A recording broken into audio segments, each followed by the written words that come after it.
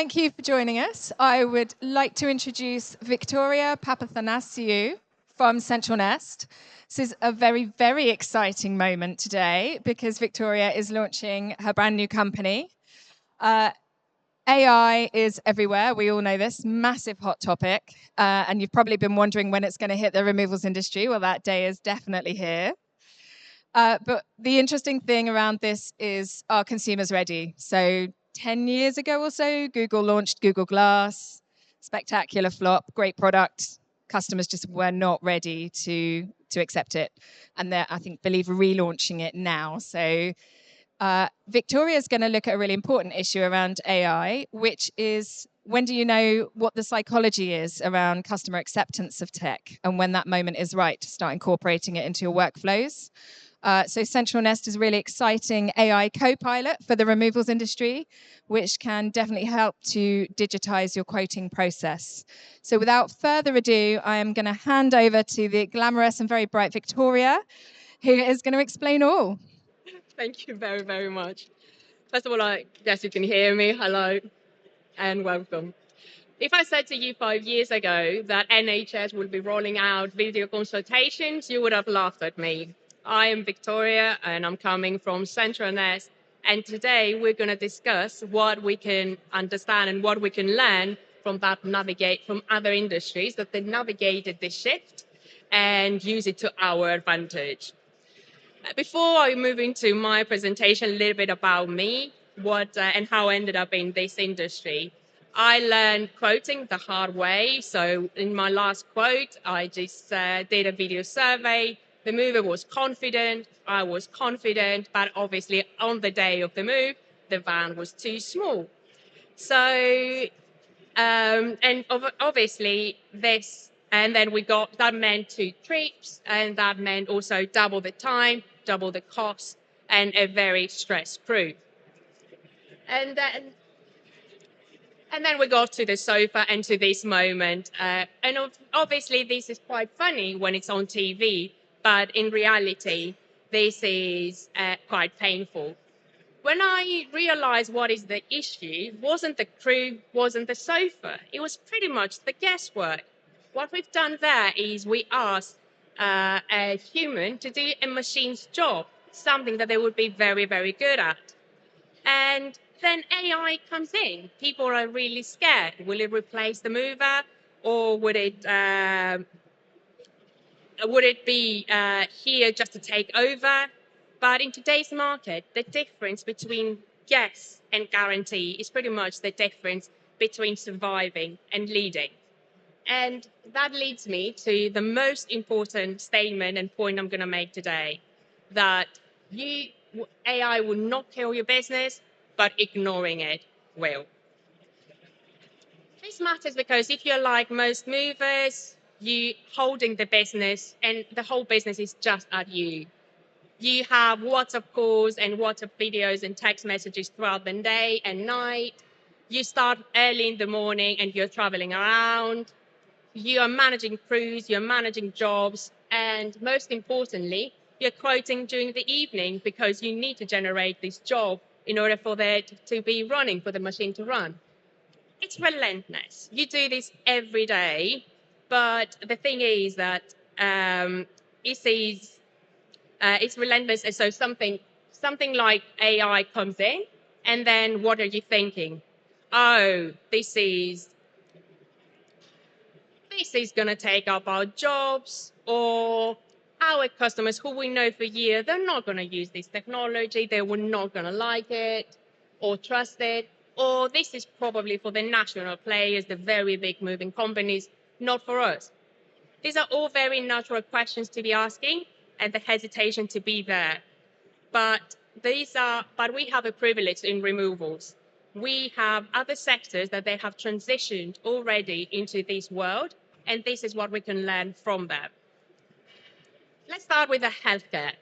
When NHS decided to launch video consultations, the real fear was there. Will actually people use it? Will people trust this to come and get some good diagnosing from it? The answer was yes.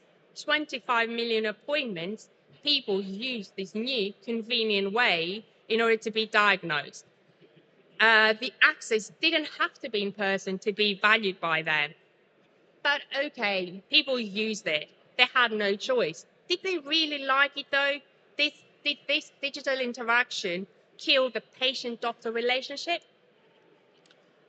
97% of patients said they would use video again. So that's not tolerance, that's preference pretty much. And for many, this didn't break trust. It strengthened the relationship between the patient and the doctor by making it more accessible to them. But the most important lesson that really applies from this industry, really applies to us removers today, is that the real magic happened when clinics got smart about it. They had a hybrid model, video consultations, as well as in person. They used video for something like follow-up sessions or initial assessment, and then they moved into the more complex exams to more in-person appointments. So what did healthcare learn? It learned that when tech is used intelligently, it doesn't remove the human touch. It actually removes the grind. Moving on to the next industry, and that was remote working. Remote working was a niche idea for a very long time, but overnight it became a forced experiment during COVID. What was the biggest fear from all employers? Will my people work? Am I supposed to know what they're doing? And everyone feared that productivity is actually going to collapse because of people not having control of what their people are doing. What happened in reality? Almost half of them saw productivity increase during COVID. People, given the right tools, they managed to focus more, not less. But the questions are out there. Obviously, that worked for some, but that didn't work for a lot of others. So was it a pure catastrophe for the companies that didn't work? Only 16% saw a drop. So the vast majority, they either saw a stable productivity or an increased one. So the disaster that everyone feared didn't happen. The final verdict, what happened when the world reopened? And this is where this industry was and this approach was quite unique, is they decided to also stay hybrid. They offered both options to their employees. They said, you can come to the office, you can work from home. And that gave people a real breathing space, as well as also became their competitive advantage to keep the right people in by understanding their needs. So what started as a scary necessity, people would not work, became a strategic advantage. Estate agents. Again, people were adamant no one is going to pay for something they haven't seen in real life, let alone a house itself. But again, we were forced to test this idea. So what happened when people were forced to do and see a house online? 45% used virtual tours during COVID, and this was a big and became mainstream pretty much overnight. So customers were on board. How about the agents? So the agents that use this, they managed to get far more views compared to the others. Again, they use this to become more unique and as their competitive advantage to the rest. But okay, people said, watch the videos, estate agents had virtual tours as an offer, but what is the reality behind this?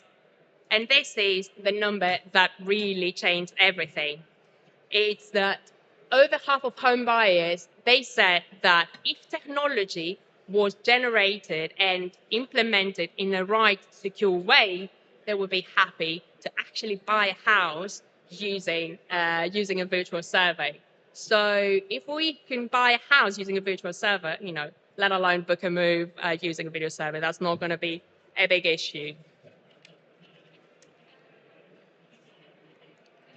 The lesson is undeniable.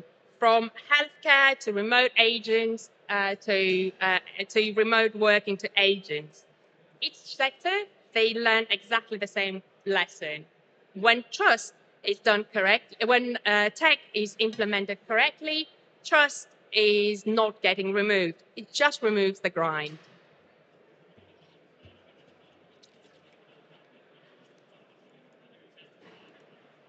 And as Jamie Barry said, who is the author of Peter Pan, it all has happened before and it all going to happen again.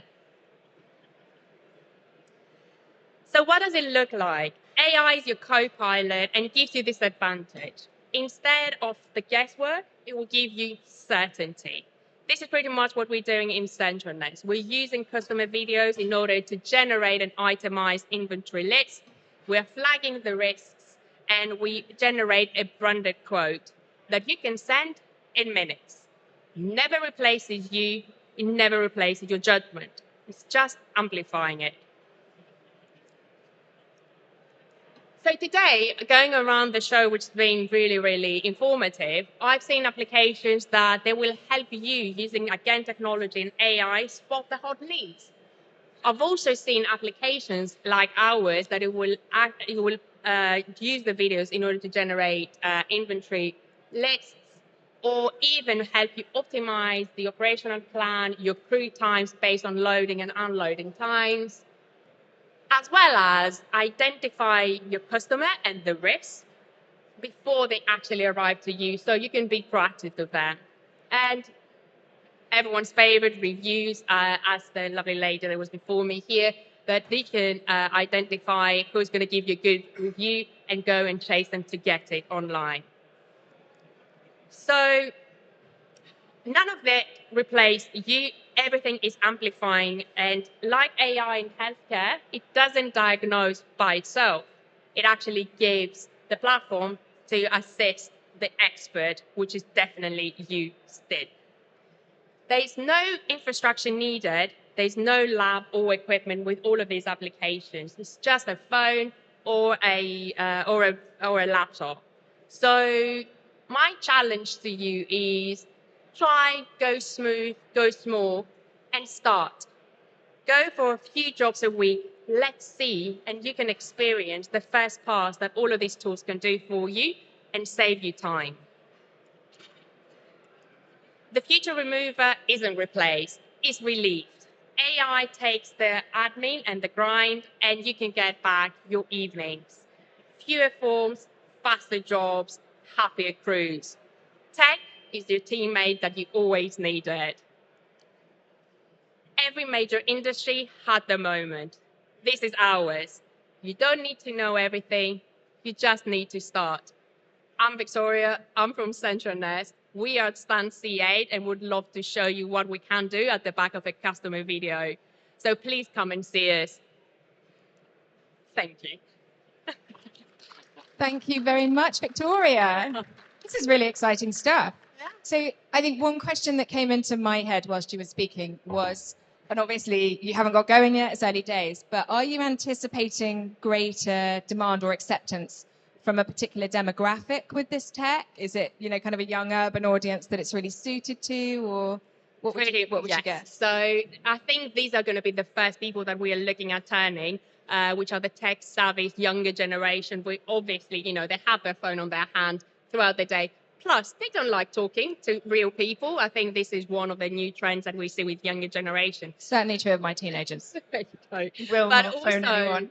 We are also seeing even the older people, they come with us. So you see them. Everyone is just using online banking today because they see the beauty of it. Everyone is using video consultation with NHS. Who would have thought that, an older person, it needs some supporting. I have to admit, I have an older grandmother that sometimes she calls and says, "Oh, what do I need to press here?"